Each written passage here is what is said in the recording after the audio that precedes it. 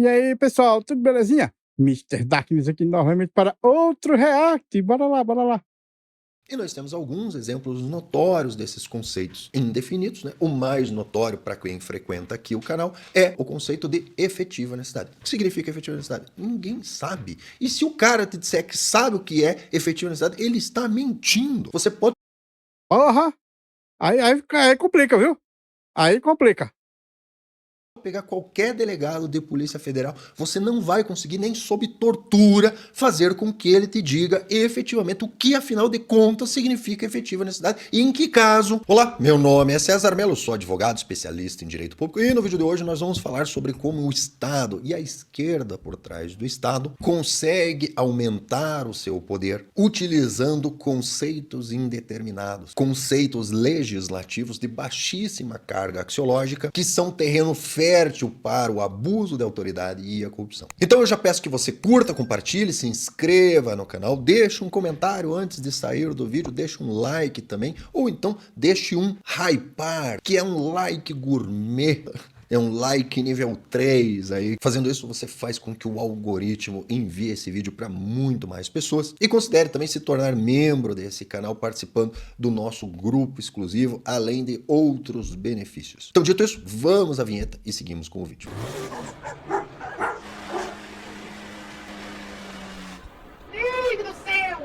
Então, pois bem, esse vídeo é para expor um dos grandes truques utilizados pela esquerda para conseguir fazer aquilo que o grande político de esquerda José Dirceu expôs numa entrevista quando disse que eles iriam tomar o poder, que é diferente de ganhar a eleição. E uma das principais formas que a esquerda e o Estado utiliza para conseguir esse resultado é a introdução de conceitos indeterminados na lei e a recusa em, através de atos administrativos inferiores, indicar qual seria esse conceito. Essa, inclusive, é a base sobre a qual se assenta a nossa funsocracia, que é o regime no qual aquele que detém uma portaria de nomeação, aquele que é dono do carimbo, se utiliza desses conceitos indeterminados para, na prática, fazer o que quer, como quer, quando quer, sob a égide de estar apenas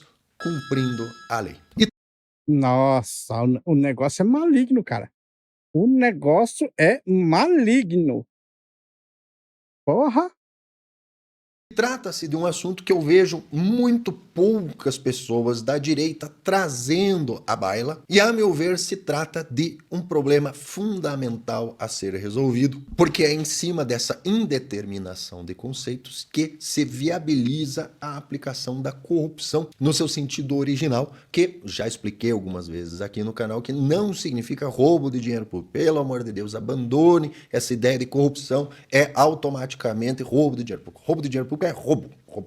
Chama roubo. Corrupção é quando a lei pretendia dizer alguma coisa e aquele encarregado da aplicação da lei subverte aquele conceito original para fazer aquilo que ele quer, independente se ele está recebendo para isso, independente de desvio de dinheiro público. Aí, a definição dele de corrupção é muito melhor do que a que o pessoal usa. Gostei, gostei. De fato, essa corrupção, no seu sentido original, é responsável pela grande insegurança jurídica existente no Brasil, que desemboca, ao fim e ao cabo, no que a gente chama de custo Brasil. Que custo Brasil nada mais é do que o preço de ser impossível planejar qualquer coisa no Brasil. Exclusivos, né? Eu tenho uma anedota em relação a isso, que recebi certa vez no meu escritório um investidor estrangeiro, um americano, que pretendia trazer uma empresa para o Brasil e estava na fase de consultoria e fez uma consulta comigo e um colega que era contabilista, economista, para entender como que ele poderia aplicar a sistemática que ele já tinha levado para vários países de vários lugares do mundo. Ih, já tô até com pena. Já tô até com pena. Ele conseguiu mesmo, ele desistiu, porque sinceramente o melhor conselho para dar um doido desse aí é para ele desistir. como deveria aplicar essa sistemática, como adaptar a sistemática de trabalho dele às leis locais, e eu fui fazendo a consulta e fui explicando para ele que, veja bem, não é bem assim, veja bem, não posso te garantir, etc, até que em um certo momento ele pediu licença, né, foi até a Copa, né, para fumar um cigarro, e eu vi que ele estava demorando um pouco, e fui atrás dele, ver se ele precisava de alguma coisa, e ao adentrar a Copa, vi ele no telefone ligando para a secretária e pedindo para a secretária cancelar todas as outras reuniões no Brasil e marcar o quanto antes a volta dele para os Estados Unidos, né? E daí ele voltou lá à minha sala e explicou que ele estava desistindo do Brasil, que não tinha a mínima condição de investir no Brasil. É isso aí, fez o correto. Fez o correto. Porque, afinal de contas, né, eu tinha efetivamente convencido ele que não, né, do ponto de vista trabalhista, do ponto de vista contábil, do ponto de vista tributário, etc., as coisas não têm definição. Então, a lei está lá e o cliente te pergunta, tá, essa lei vai ser aplicada assim? Daí você fala, não, aí depende, né? Pode ser aplicada assim, pode ser aplicada assado, pode ser aplicada de outro jeito, pode ser aplicada de outro jeito. Depende de quem é o réu, depende de quem é o autor, depende se o juiz é mais de direita, depende se o juiz é mais de esquerda, né? Em quanto tempo vai ser aplicada? Aí ficou pior. Né? Pode acontecer de ser isso analisado, né, em uma semana, 2 semanas, pode ficar lá um ano lá e ninguém analisar nada, né? E daí quando te derem uma defolitiva, te pedirem os mesmos documentos que você já apresentou antes, porque eles venceram. Isso é o custo Brasil, que é a incapacidade de você, pensando numa rotina empresarial, você dizer, ó, se você fizer isso, vai acontecer aquilo, se você fizer aquele outro, vai acontecer aquele outro. E isso decorre do fato de que a nossa legislação é pródiga em apresentar conceitos absolutamente indefinidos que não têm conteúdo axiológico suficiente. E eu acho que isso é proposital. Eu acho que isso é proposital, justamente para poder estragar o país, que é para poder o pessoal que está lá na elite do funcionalismo continuar lá, se manter no poder. Você olha que o Brasil é todo errado quando você nota umas diferenças para país de futuro.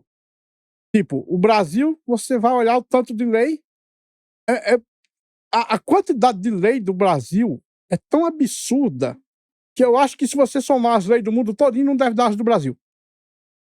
É igual com o advogado. O Brasil ele tem mais advogado do que qualquer lugar no mundo.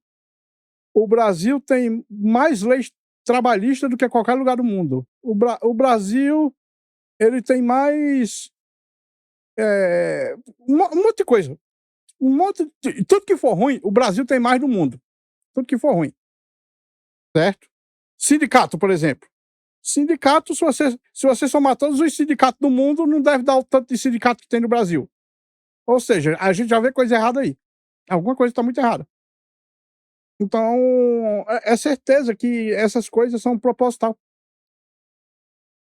Ou seja, não querem dizer absolutamente nada. E nós temos alguns exemplos notórios desses conceitos indefinidos, né? O mais notório para quem frequenta aqui o canal é, por exemplo, o conceito de efetiva necessidade. O que significa efetiva necessidade? Ninguém sabe. E se o cara te disser que sabe o que é efetiva necessidade, ele está mentindo. Ele está mentindo. Você pode pegar qualquer delegado de Polícia Federal, você não vai conseguir nem sob tortura fazer com que ele te diga efetivamente o que, afinal de contas, significa efetiva necessidade. E em que caso, com certeza, o pedido vai ser deferido, e em que casos, com certeza, o pedido vai ser deferido. Não existe isso. E por que não existe isso? Porque o poder do delegado decorre do fato de não haver uma definição do que é efetiva necessidade. Se não há uma definição do que é efetiva necessidade, significa que o delegado detém o poder de deferir posse e porte para quem ele quiser e, principalmente, indeferir o porte e porte para quem ele quiser. Outro conceito bastante popular, indefinido, né, que surgiu recentemente e agora tem se tornado cada vez mais popular, até porque se tornou uma fábrica de eleitos, é, por exemplo, o conceito de maus tratos de animais. O que é maus tratos de animais? Meu amigo, ninguém sabe. E você não vai conseguir fazer um delegado de uma especializada dessa de defesa dos animais te explicar exatamente o que é maus tratos de animais. Por quê? Porque se ele definir claramente o que é maus tratos de animais, acaba aquela farra de ele pegar lá a equipe com a câmera, etc, e postar no Instagram lá alguém que ele decidiu fazer lá a intervenção, que eles fazem lá, pula lá o muro da pessoa, ele faz todo aquele teatro lá de defensor dos animais, em situações das mais variadas possíveis. Se você acompanhar esse tipo de defensor dos animais no Instagram, o qual, se tem canal no Instagram, invariavelmente vai sair candidato, você vai ver que existem situações onde realmente o maus trato dos animais ali é inegável, mas muitas das situações você vai ver que, olha, Se passasse aqui em casa, eu estava preso também. São situações que muitas vezes o cidadão comum olharia e diria: mas se o parâmetro é esse, então a gente vai ter que rever algumas coisas aqui em casa, ou até vou ter que me livrar do bichinho aqui em casa, porque dentro desse parâmetro que eles colocaram aí, não dá. E por que que é estabelecido dessa forma? E por que que há recusa em estabelecer parâmetros objetivos? Porque os parâmetros objetivos efetivamente retiram o poder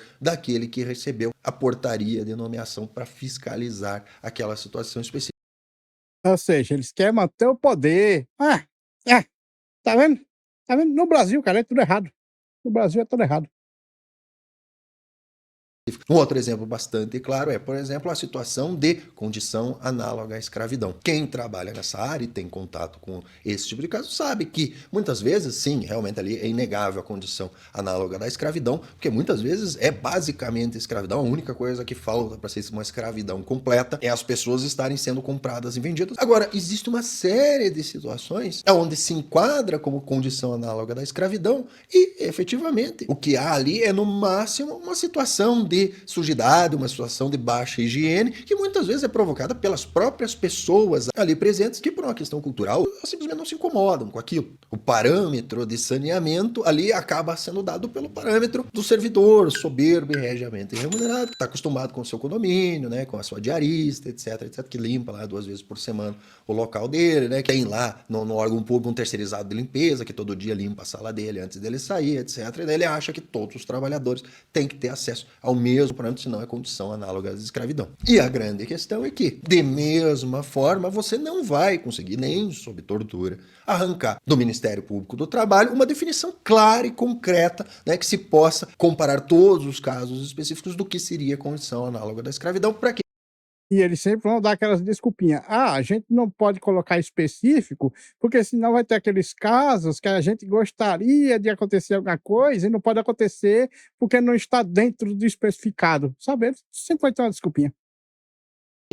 se permita, conforme o nome posto na capa, decidir individualmente se aquela condição é condição análoga da escravidão, né? Não se trata de uma empresa lá que apoia uma certa ideologia, né? Os limites à condição análoga da escravidão serão diversos dos parâmetros de outra empresa ou mesmo de um contrato feito com o governo estrangeiro, onde por uma questão política, não convém que os seus empregados sejam considerados condição análoga à escravidão. Então, para que exista essa possibilidade de tratamento conforme o nome na capa, é necessário que não haja uma definição clara do conceito posto na lei. Há uma miríade de conceitos indeterminados nas mais diversas leis que são utilizados pelo Estado e pela esquerda para permitir que se aplique, ao invés do que pretendia a lei, se aplique à sua vontade e principalmente que exista aquele espaço de manobra onde o nome na capa do processo se permita ajustar o conceito do instituto jurídico conforme a conveniência. Então, se é da turminha, sempre tem efetiva necessidade, nunca é maus tratos de animais e nunca é trabalho análogo à escravidão.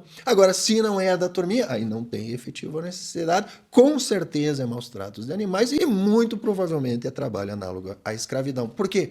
Porque tais conceitos não têm determinação. Né? Vamos pegar um exemplo recente aí, né? A importunação de baleias. Ora, se é o Bozo, com certeza importunação de baleias. Agora, se é aquele cara investigado na Lava Jato, com iate cheio de prima, aí não é importunação de baleias, mesmo que tenha passado com o motor em cima da baleia. Mesmo que tenha fatiado o filhote da baleia com o motor da lancha. Aí foi só um acidente. Então, se torna importantíssimo, muito mais do que ficar inventando novas legislações, focar em garantir que as legislações existentes tenham um conceito duro, claro, explicitamente descritivo do que, afinal de contas, está sendo colocado. Para quê? Para limitar o espaço de atuação do servidor público responsável pela aplicação da lei. E eu digo mais. Não só a gente tem que adequar essas leis, como muitas delas têm que ser totalmente abolidas. Porque não tem condição. O Brasil, a quantidade de leis no Brasil é muito superior ao do resto do mundo, principalmente dos países de futuro. Como é que o Brasil quer ser um país de futuro sem imitar os outros países que são de futuro? O Brasil, cara, é o primeiro país de quarto mundo e não vejo melhoria nessa possível não, pessoal. Vocês querem progredir na vida? Não vai ser nesse país aqui.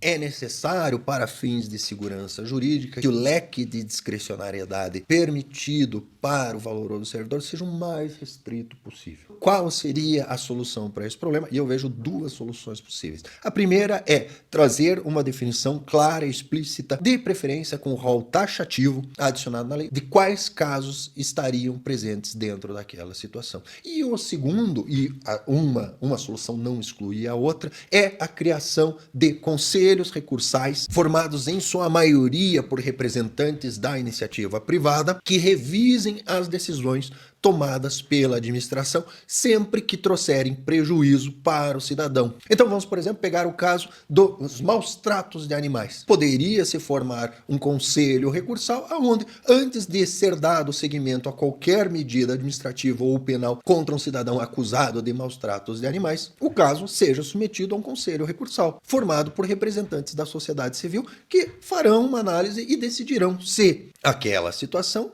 enquadra-se como maus tratos ou se aquela situação está dentro do que se aceita como uma necessidade para o manejo dos animais. A grande vantagem de um conselho recursal é que, justamente por ser recursal, só vai recorrer ao conselho quem foi prejudicado. Ninguém vai entrar com recurso no conselho porque recebeu uma visita lá do delegado dos animaizinhos e o delegado dos animaizinhos falou que estava tudo certo e não tinha nenhum tipo de maus tratos. E do outro lado, a pessoa que é acusada de cometer algum tipo de maus tratos poderá recorrer ao conselho e o poder de decidir, de dar a palavra final sobre a ocorrência ou não de maus tratos, ela se desloca do delegado para esse conselho, que além de tudo tem como formar uma jurisprudência, formar um entendimento que dará os parâmetros, os limites do que é ou não é maus tratos de animais. E se tais conselhos passarem a ser excessivamente permissivos, não, mas agora o conselho não considera nada maus tratos de animais. Aí pode muito bem, lá o delegado do Instagram que vai se eleger protegendo os animaizinhos, fazendo vídeo protegendo os animaizinhos, ele pode muito bem propor daí uma alteração na lei, fazendo o quê?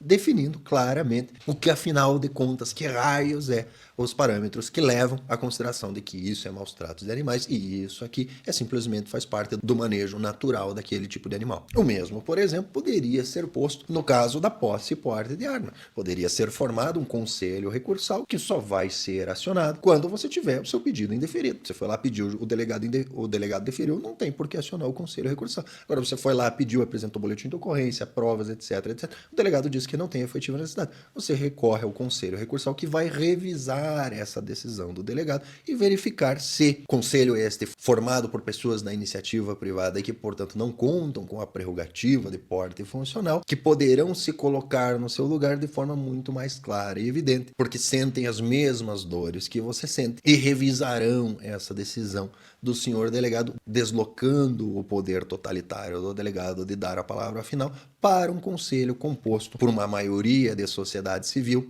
que poderá, além de revisar as decisões, formar efetivamente uma jurisprudência administrativa uniforme, colocando parâmetros reais a serem encaixados para os pedidos e indicando às pessoas efetivamente, afinal de contas, que raios é essa tal de efetiva necessidade. Eu não sei se isso é vantagem, não. Eu não sei se isso é vantagem, não. A impressão que dá é que esses conselhos aí ia ser os sovietes, né? Aquele grupozinho, provavelmente esquerdista também. Ou seja, não ia melhorar muita coisa, não. Eu não vejo melhora com esses conselhos, não. Mais uma vez, caso se entenda que esse conselho está muito permissivo, nada impede que, diante do excesso de permissividade do conselho, venha o legislador e apresente efetivamente que raios são as situações que são ou não são efetiva necessidade. Então urge a direita se conscientizar desse problema e passar a pensar em soluções que levem ou a permitir que a sociedade civil interfira dentro dessas decisões, definindo, afinal de contas, o que quer dizer esses conselhos, para que haja segurança jurídica e previsibilidade, ou que tal demanda leve o Estado e a esquerda a abrir mão desse poder praticamente infinito, fazendo com que a legislação seja efetivamente e evoluída a ponto de trazer, afinal de contas, quais são os parâmetros que definem corretamente este conceito. E, principalmente, alertar aos políticos de direita que, quando se vai fazer uma lei, não se deixa conceito definido partindo do princípio de que, não, mas todo mundo sabe que efetiva necessidade é isso, porque não. Porque se você der a chance, se você deixar o conceito aberto, ele será, com absoluta certeza, corrompido sempre para aumentar a interferência do Estado no cidadão. E, portanto, nunca, sob hipótese nenhuma, se faz uma lei deixando conceitos abertos. Eu concordo com ele. Eu concordo com ele. Esse negócio de conceito aberto é justamente para eles terem o poder de dizer o que é e o que não é. Porque tais conceitos serão corrompidos. Então, cobre do seu político de direita a definição explícita, com lista, quando este for fazer uma legislação, que apresenta os conceitos sempre devidamente delimitados, de forma explícita, de preferência com lista. Conceitos devidamente delimitados, porque a criação de legislação com conceitos indeterminados é a base da funsocracia e do abuso de poder. Meu nome é César Melo e até o próximo vídeo. Pois é. Agora, o que eu aconselho é que vocês aí exijam dos políticos começar a deletar leis, porque nós temos muitas leis. Tem lei que é tipo uma contra a outra, sabe? Tem leis que dizem coisas contrárias umas às outras, justamente para os caras poderem escolher qual é que eles vão usar e ter o poder. Nessa situação, a gente tem que começar a fazer um negócio mais enxuto. Ou se for para ter uma lei tão desgraçadamente grande assim, vamos pegar uma inteligência artificial aí das boas, tipo o Grok aí, para rever essas coisas, porque não tá dando certo não, pessoal. Não dá certo. O Brasil, seu país com mais advogados no mundo, é porque alguma coisa muito errada não tá certa. Bom, pessoal, esse vídeo fica por aqui. Muito obrigado por terem assistido até o fim. Não se esqueçam de deixar o like, se inscrever no canal e comentar com suas opiniões. Considerem também ativar o sininho para serem notificados das lives e vídeos. Meu nome é Mr. Zaknis, um grande abraço por trás com muito carinho e até a próxima. Fui!